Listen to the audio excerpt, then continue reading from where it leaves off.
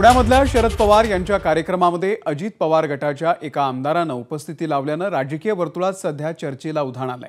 हडपसरचे आमदार चेतन तुपे पवारांच्या व्यासपीठावरती आज उपस्थित होते।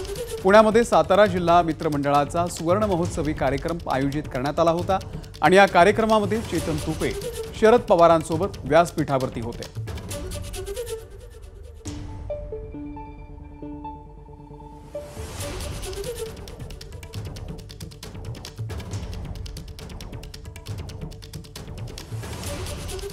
दरम्यान यावरतीच आता चेतन तुपे यांची प्रतिक्रिया आलेली आहे, आपण पाहूयात।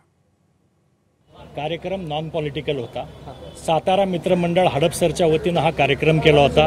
मी या मतदारसंघाचा लोकप्रतिनिधी आहे। आमदार या नात्याने मला आमंत्रित केलं होतं आणि आमच्या भागामध्ये सातारा मित्रमंडळाचे मोठे सगळे काम आहे, त्याच्यामुळे मी या कार्यक्रमाला आलो होतो।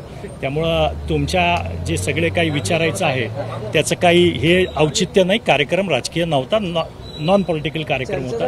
कार्यक्रम हा सातारा मित्रमंडळाचा होता, त्याचा एक प्रोटोकॉल ठरलेला होता, त्या प्रोटोकॉलप्रमाणे कार्यक्रम झाला। पण हा माझा मतदारसंघ नाहीये, हा मतदारसंघ पुणे कॅन्टोन्मेंट आहे।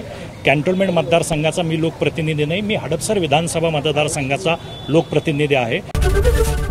एबीपी माझा, उघडा डोळे बघा नीट।